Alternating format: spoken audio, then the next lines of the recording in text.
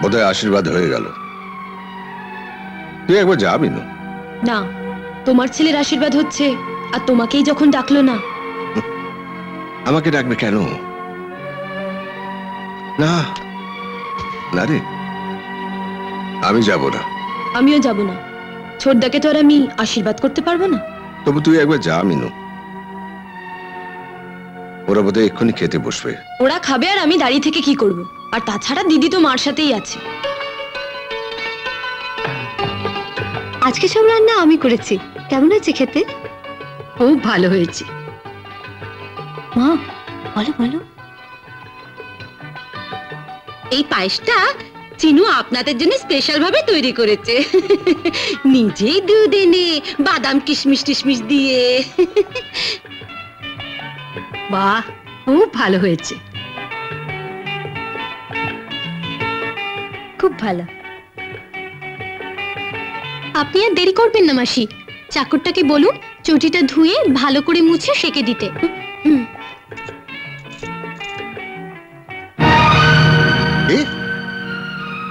নন্দ ছোট ভাইয়ের বউয়ের জুতো ধুয়ে দেবে? তবে কে ধোবে বলো? চটি কোথায় আছে বলো, আমি ধুয়ে দিচ্ছি। বাবা না বড়দা, তুমি শো। আমি বাড়ি সকলের ছোট, আমি চটিটাকে ধুয়ে খুব ভালো করে আগুনে সেকে দিচ্ছি।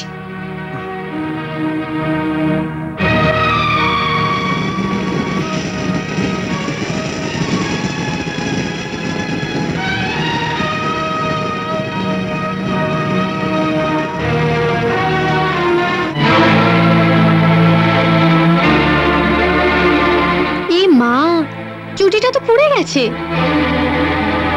এটা তুই কি করলি? কি করব বলো, এতদিন রুটি পাউরুটি সেকেছি, চটি তো কোনোদিন সেকিনি। আজ প্রথম সেকলাম তো, তা একটু পুড়ে গেল। ভবিষ্যতে আর কোনোদিন পুড়বে না। আমি বলছি মাসি, আপনি একটু ঝেড় খোঁজ করুন।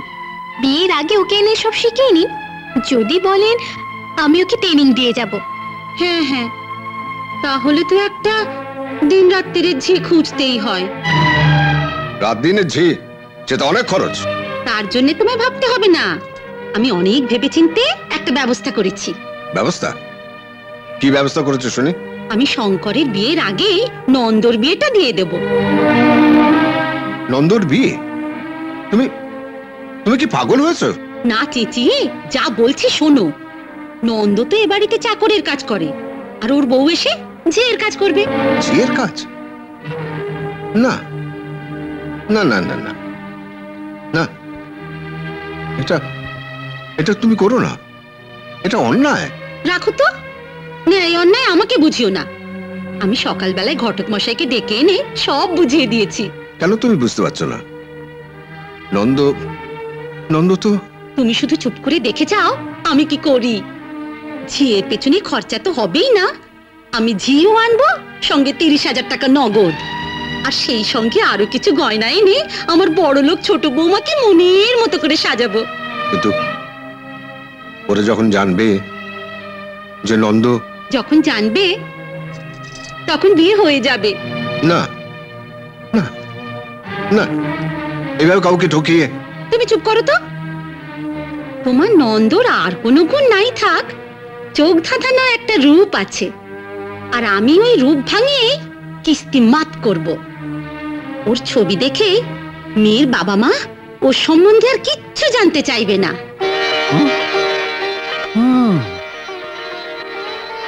বাহ, এ তো রাজপুতের মধ্যে যারা। হ্যাঁ বলেছিলেন না স্যার, আপনার মেয়ে যতই সুন্দর হোক এমন পাত্র নিয়ে আসবো।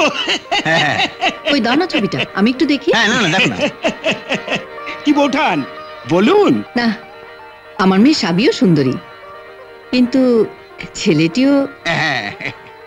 সাবি, এই সাবি।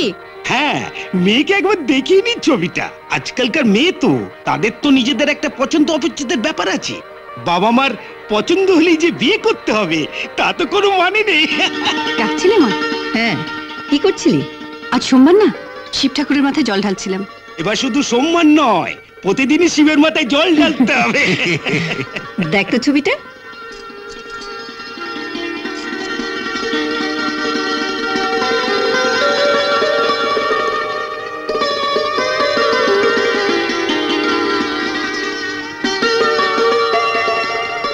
কি রে, পছন্দ হয়েছে? আমি পছন্দ করে কি করব? তোমাদের পছন্দ হলেই হলো। নাও ধরো, আমার পুজো এখনো শেষ হয়নি। কি গো, মুখ দেখে তো মনে হলো খুবই পছন্দ হয়েছে। পছন্দ হবে না? যা দেখতে, পৃথিবীতে যে কোনো মেয়ে ওকে পছন্দ করে। তা বলুন ঘটক মশাই, পাত্র কি করে? কি করে মানে? সারাদিনই বাড়িতে থাকে। হ্যাঁ, সারাদিন বাড়িতে থাকে? হ্যাঁ, মানে ব্যবসা দেখাশোনা করার জন্য ম্যানেজার, সেক্রেটারি সবই রয়েছে। খুব দরকার না হলে বাড়ি থেকে একদম বেরোন না। ও, ব্যবসা করে, তাই বলুন। হ্যাঁ, বাবা পেনশন পায়, মেজো ভাই বিরাট চাকুরে, আর এক মেয়ে বিয়ে হয়ে গেছে, আর ছোট মেয়ে কলেজে পড়ে। আপনি ওকে কতদিন থেকে চেনেন? আগে অনেক ছোটবেলা থেকে। খুব লাজুক ছেলে, সারাদিনে একটা দুটো কথা বলে। না না, ওই কম কথা বলাই ভালো। আমার বড় জামাইটা যে হয়েছে না, যত খায় তত কথা বলে, যত খায় তত কথা বলে। আর ছোট জামাই একেবারে কথাই বলে না। তা বলুন ঘটক মশাই, কি দিতে টিতে হবে? এই 1030 নগদ আর 15 ভরি সোনা। হ্যাঁ, ঠিক আছে, ওটা দিয়ে দেওয়া যাবে, আমরা রাজি। আপনি একটা ভালো দিন টিন দেখুন।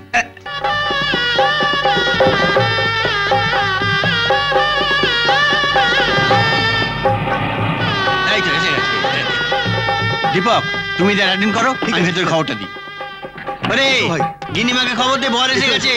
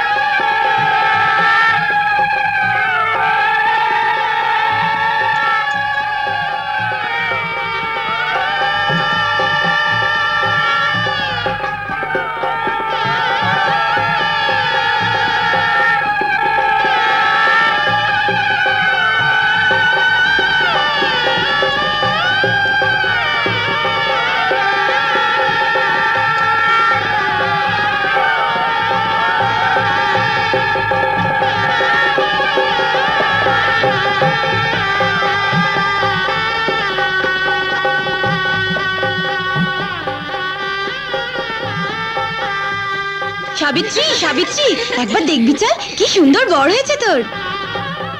দূর, কেউ যদি দেখে ফেলে? জানলা দিয়ে উকি মেরে দেখবি, কেউ দেখবে না। চল চল না।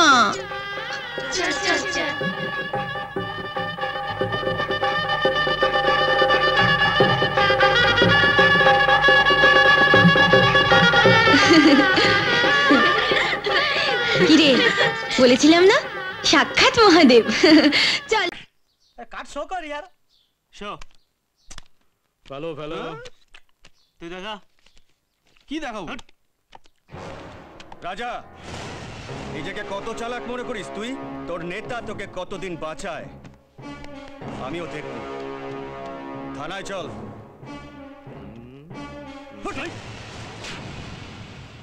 ভালোভাবে বলছি, থানায় চল। বাহ বাহ বাহ, তার মানে পরিবর্তনের ঢেউ আমার বাড়িতেও ঢুকে পড়েছে। সদাশিব বাবু, রাজাকে আজকে আমি থানায় নিয়ে যাবই। কেন, কি করেছো? ওর অপরাধ কি এই যে ও আমার পার্টির ছেলে? রাজা ক্রিমিনাল, এটাই ওর পরিচয়। ক্রাইম করেছে? আচ্ছা বলুন তো, ওর নামে কটা ডায়েরি আছে থানায়? একটাও তো নেই। এইভাবে আর বেশি দিন চলবে না। এইভাবেই চলে এসেছে আর এইভাবেই চলবে। আমাদের উপর একটু ভরসা রাখুন, ঠকবেন না। তারপরেও যদি সব উল্টে গেছে পাল্টে গেছে ধরে নিয়ে বেশি তাড়াহুড়ো করেন, নিজেই বিপদে পড়বেন। ভয় দেখাচ্ছেন? ছি ছি ছি ছি ছি। একটা কথা মনে রাখিস, বারবার ঘুঘু ধান খেয়ে পালাতে পারে না, ফাঁদে তোকে পড়তেই হবে। চলে। নিঠুর হে। গানটা থামান। বসুন। তোমাকে রিমিতা মিত্রের বাড়িতে কে যেতে বলেছিল? জানো যে মুখ্যমন্ত্রী ছেলে ওখানে ইনভলভ আছে? I know, sir. But it's a case of molestation. মানে ওর বাবা মুখ্যমন্ত্রী বলেই মেয়ে নিয়ে ফুর্তি করবে আর করবে, কারণ তুমি যে চ্যানেলে কাজ করো তার পলিসি আমরা সরাসরি দলের পক্ষে। কিন্তু স্যার তাই বলে এটা আমাদের পলিসি, এটা নিয়ে কোনো বাট ইফ নেই, বুঝেছো? আচ্ছা ধ্রুব, নয়ন বক্সি ইন্টারভিউটা কি হলো? করে নেবো স্যার, নেক্সট মানডে। ওনাকে কি কি প্রশ্ন করতে হবে তুমি একটু লিখে নাও। আপনি যেভাবে শিল্পায়ন করেছেন তাতে পোস্ট। বুঝতে পারছি স্যার। তাহলে আমাদের এই পোশাক পরে সরকারি চাকরি করা মানে ওদের চাকর হয়ে থাকা? তুমি বোঝবার চেষ্টা করো, কথা না শুনলে হয় অজগায় ট্রান্সফার হয়ে যাবে, না হলে জানি বহুত তাবর তাবর অফিসার আমি দেখেছি, আর তাদের পরিণতিও আমি দেখেছি। বিরুদ্ধে গেলে কিছুদিন খবরের শিরোনামে থাকবে, না হলে খুন হয়ে যাবে। মা বাবার আদর্শে আমি পুলিশে জয়েন করেছিলাম স্যার। ওই আদর্শের ব্যাপারটা এখন তোলা থাক। রিটায়ারমেন্টের পরে তুমি ওই আদর্শের ওপরে একটা বই লিখে ফেলো তো, আর ভালো করে আদর্শের বাণী তাতে ছাপিয়ে দিও।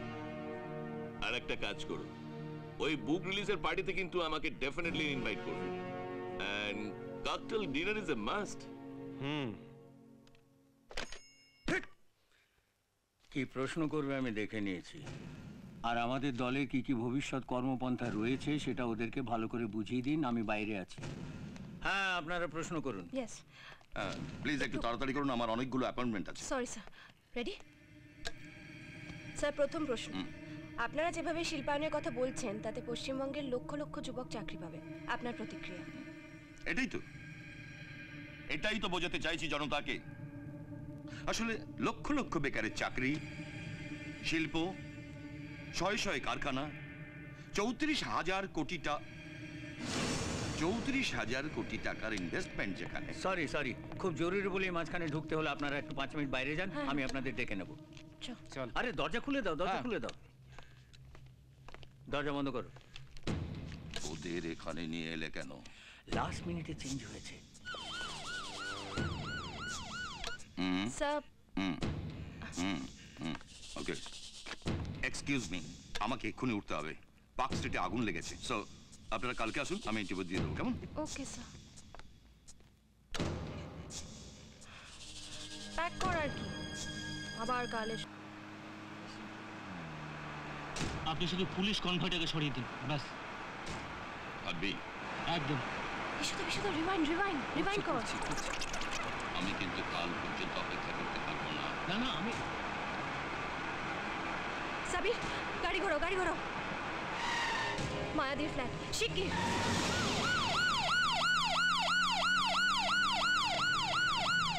ষড়যন্ত্র, হত্যা দুটোই আমাদের ক্যামেরায়, দুটোই এক্সক্লুসিভ স্যার। এবার আমরা খেলবো উইল বি দ্য নাম্বার 1। কিন্তু স্যার আমাদের পলিসি গেছে সিমলায় বেড়াতে। হ্যাঁ Riya, you have done a good job. Thank you sir. এবার প্রথমে মার্ডার, তারপর কে মার্ডার করলো, তারপর ফুল প্ল্যানিংটা ধীরে ধীরে ছাড়তে হবে।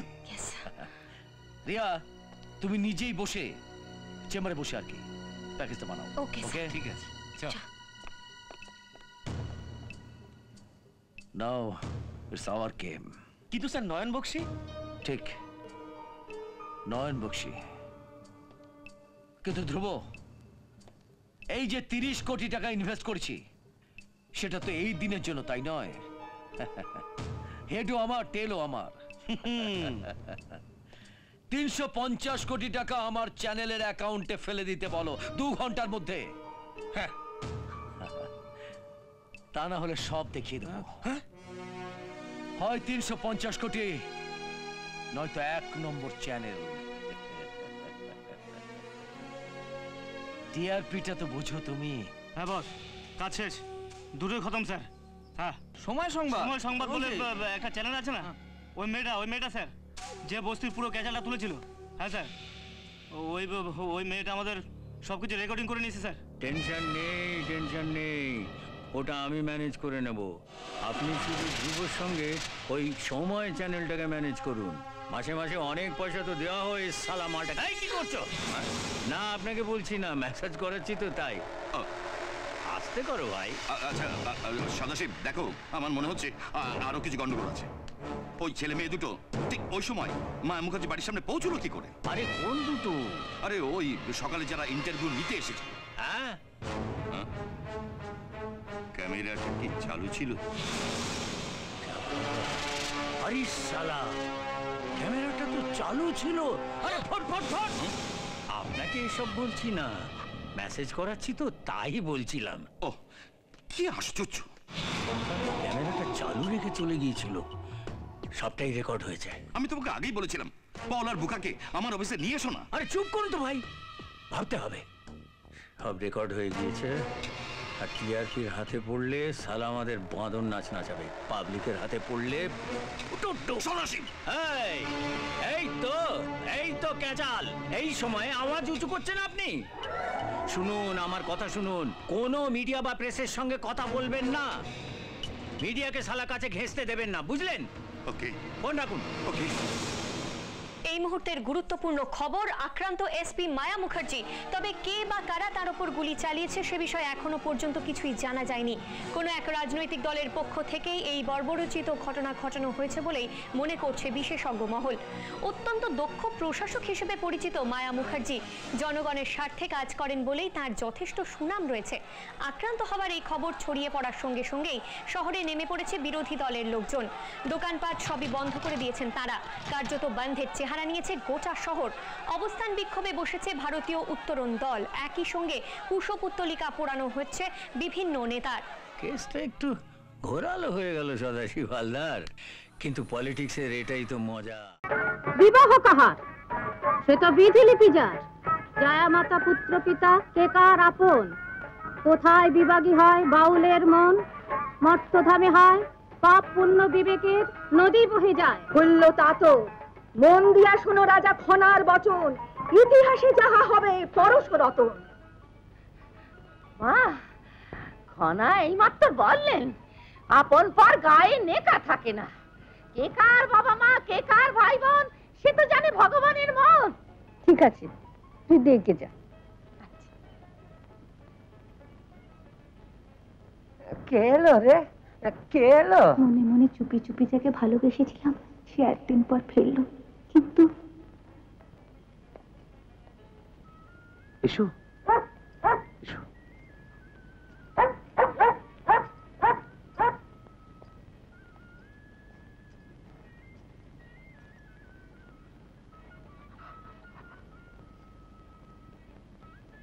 আই বাবা চুপ চুপ।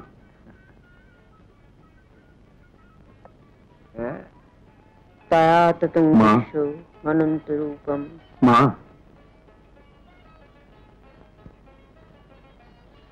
মাকে এমন করে ভাবাতে হয় বাবা, একটু কষ্ট হয় না তো? আমি তো নিজের মা নই বলে আমাকে এরকম দুঃখ দিবে, কাঁদাবে? মা, মা এভাবে কেন বলো? আমার আমার নিজের মায়ের তো কিচ্ছু কথা মনে নেই। তুমি তো আমার মা, আমার সব, আমার আমার সব কিছু। দাঁড়া, এবার আমি তোর হাতে পায়ে শেকল বেঁধে রাখবো যাতে পালাতে না পারিস। আমাকে আর কষ্ট করে শেকল পাওয়াতে হবে না মা, আমি নিজেই। নিজেই? হ্যাঁ, আমি নিজেই শেকল পরে নিয়েছি, আজীবনের শেকল। তার মানে পূর্ণ থেকে শূন্য ভালো যে কলসি যায়, আগে থেকে পিছে ভালো যদি ডাকে মায়। মাগো, সেই ছড়াটা, পুণ্যি থেকে সূর্যি ভালো যে কলসি যায়, আগে থেকে পিছে ভালো যদি ডাকে মায়। আচ্ছা বাবা, আচ্ছা তুই এখন যা।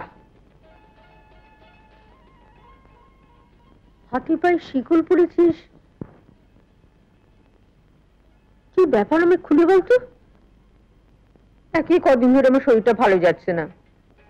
বলছি মা, যা করেছি আমি তা তোমার ভরসাতেই করেছি। আবার কি করলি বলতো? আবার কোন বিপদে আমাকে ফেললি শুনি?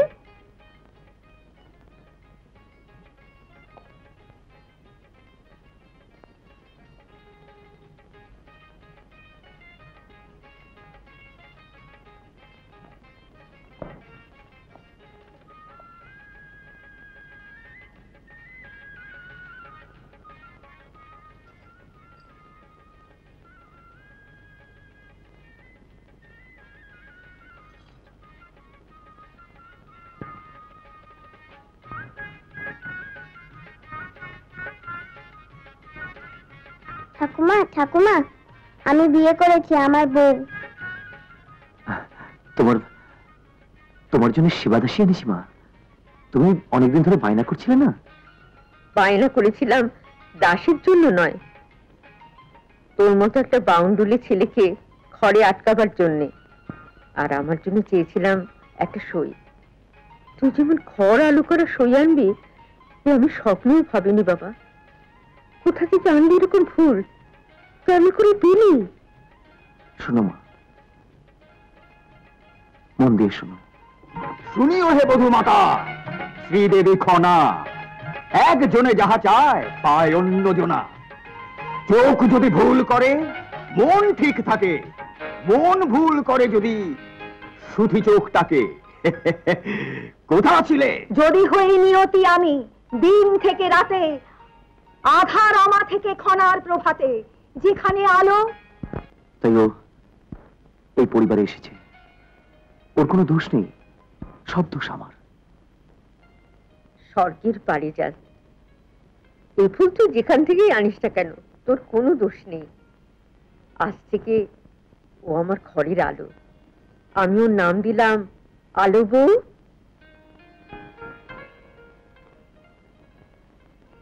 আলো নয়, এই রাজপুরী আজ হইবে আধা, খনা যদি না ফেরায় বচন তাহা। ফিরাবো না, কবু ফিরিবি না মোর সত্য বচন, যতই অপ্রিয় হোক সত্য কথন। শুনো শুনো পুরবাসী, শুনো দিয়া মন, আজ হতে স্তব্ধ হোক খনার বচন।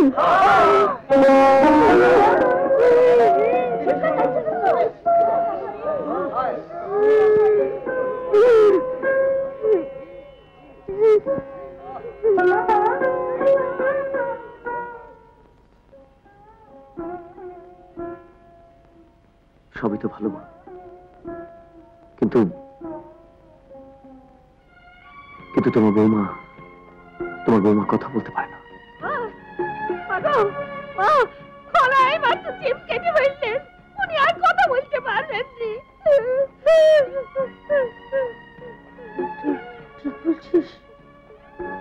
হ্যাঁ মা, খুব ছোটবেলায় ওর একটা কঠিন ব্যামো হয়েছিল। অজপাড়া গায়ে চিকিৎসা হয়নি, তার কথা বন্ধ হয়ে যায়। ও কথা বলতে না পারলেও ও সব বুঝতে পারে, শুনতে পায়। সে তো আরো পুরা কপাল, সব শুনবে অথচ কিছু বলতে পারবে না। একটা অসহায় জীব। তুই ভালো করিস না অপু। মা মা তুমি তোমার ভালো মা। আচ্ছা আমি কি কোনো অন্যায় করেছি? একটা মেয়ে লগ্নভ্রষ্ট অরক্ষণীয় হয়ে যাচ্ছিল, জীবনে তার কোনোদিন বিয়ে হতো না, তখন তাকে যদি আমি উদ্ধার করেই থাকি, সেটা কি? না না, তুই কোনো অন্যায় করিসনি অপু, হয়তো পুণ্যের কাজই করেছিস। কিন্তু তোর বাবাকে তুই জানিস, তিনি তোকে মেনে নেবেন? বাবাকে মানানো দায়িত্ব তোমার। শোনো ছেলের কথা। একটা আয়না আনবো? তুমি তুমি হেসে ফেলেছো কিন্তু। ভুল বলেছিলাম, তুমি আমার আলো নাও, অন্ধকার। কিন্তু অন্ধকার থেকে একদিন সূর্য ওঠে, দিন শুরু হয়। দেখতে এত সুন্দর, পুতুল পুতুল। তুমি আমার পুতুল সই, পুতুল বউ। বাস মা, আর আমার কোনো দায়িত্ব নেই, আমার কথাটি পুরল।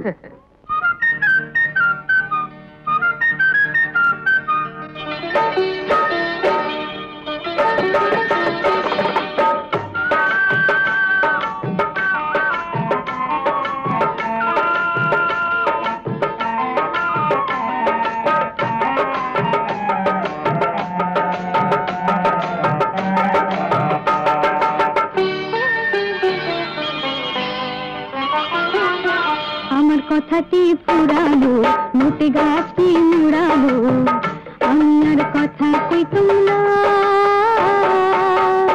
কথা কইতাম পারতাম না, কথা কইতাম পারতাম না। আমার কথাটি ফুরালো, মোটে গাছটি মুড়ালো, আমি আর কথা কইতাম না, কথা কইতাম পারতাম না, কথা কইতাম পারতাম না।